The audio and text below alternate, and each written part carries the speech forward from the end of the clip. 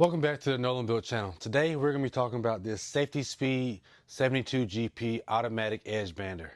And in this video we're going to go over a brief overview of this machine and what makes this machine work. Now I have been using this machine for almost a year now, and it has really driven up the efficiency in my shop. Like, if you guys know and understand the pain that comes with edge banding by hand, then you can't fathom of how fast this thing works and how much edge banding you can get done in a matter of minutes compared to doing it by hand. So without further ado, let's get into this video. So one of the biggest features in this edge bander is actually how small it is. So this thing measures only 72 inches, about 72 and an eighth.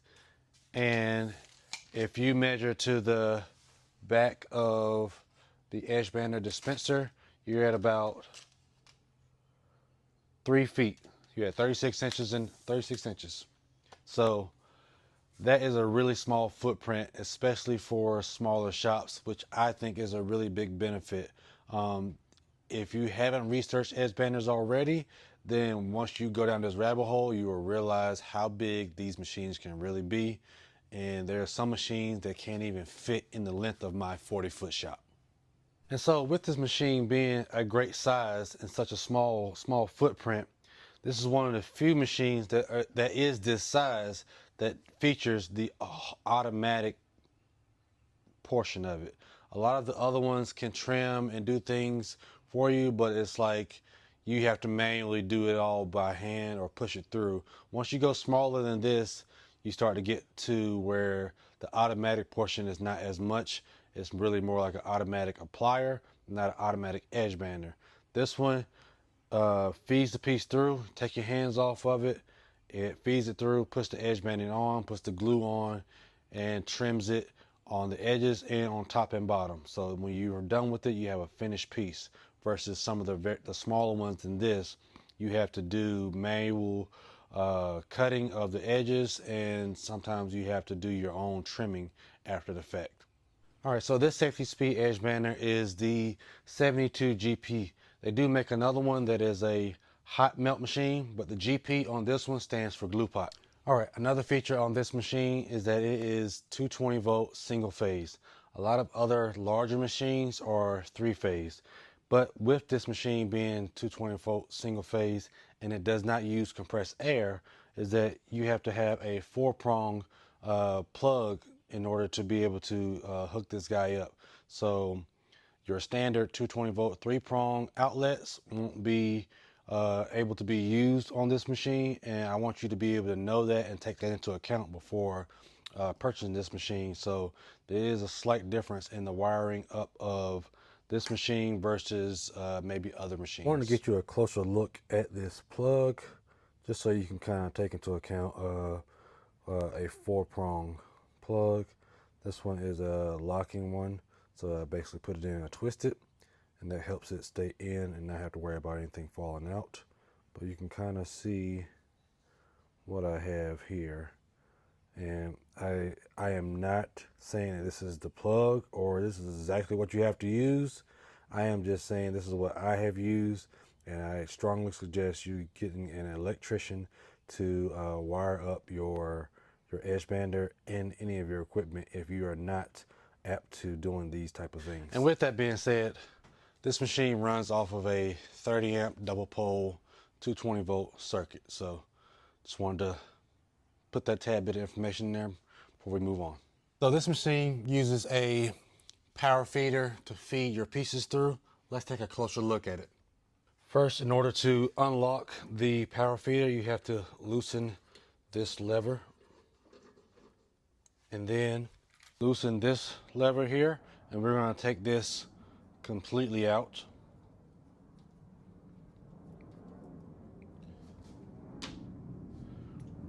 Turn this handle here and watch this raise up until it comes out of the bar.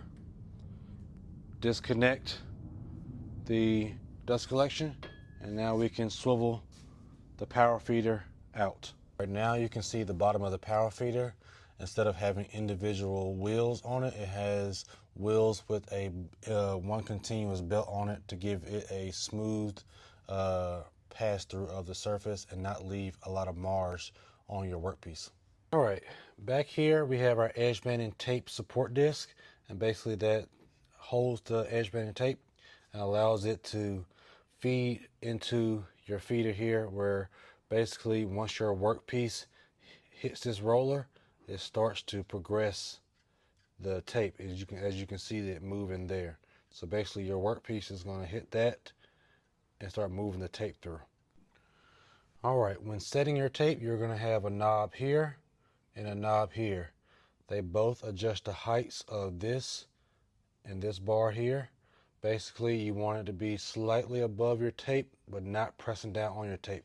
Your tape should have a slight bit of movement in there so that it can basically just be a guide, but not hinder it from sliding through. All right, also located on this first cluster is a guillotine blade that is going to cut your tape as it clears the first couple of rollers and releases. So basically, once your workpiece comes through, it's going to push down these two sensors, and once it lets off of those sensors, that guillotine is going to trip and cut the edge banding for you on the back side of your workpiece. So basically, once your workpiece comes through here, your workpiece is going to hit this roller. It's going to feed the tape through, come out here. This tape is going to get pressed up against this pressure pin, and while the workpiece is coming through, it's going to ride against here and get your glue applied here. So the glue will get applied here, the tape will hit here, and they'll meet, and then it'll press it up against this bar and solidify it. All right, so once your piece has come off the pressure bar and is sliding down, you're going to hit your first trim router, and basically this is going to trim the top, and then you're going to hit your second trim router, which is going to trim the bottom of it. Now these are both powered by Colt Bosch routers, and these bearings here are independent of the router or of the router bits, and basically these are 10-degree router bits to basically give you a slight bevel on your piece and not have a sharp edge on your edge banding. All right, so now that we have moved through the trim routers, you're going to hit two more sensors, and those sensors are going to activate the second guillotine, which is going to cut off the front edge of your workpiece. So I know you've been wondering where the glue pot is on this machine, and that is this big red spot here on the back piece. This is a glue pot machine, not a hot melt machine, and basically that is your glue pot, and basically you pour your pellets in there and then you let it melt and get it up to temperature, and then once it's up to temperature, this machine will start to spin on your actual glue applicator. All right guys, that's it for this video. Stay tuned for the next video where we go into more in-depth on how to actually use the machine, adjustments that will need to be made for each different piece of plywood or material that you put through here, and the results and finishes that come off of the machine. So I hope you've liked this video. Please like, subscribe, and comment down below. Leave any questions for the next video so that I can answer them for you on the next video. And I appreciate you stopping by and watching this video. Until next time, later guys.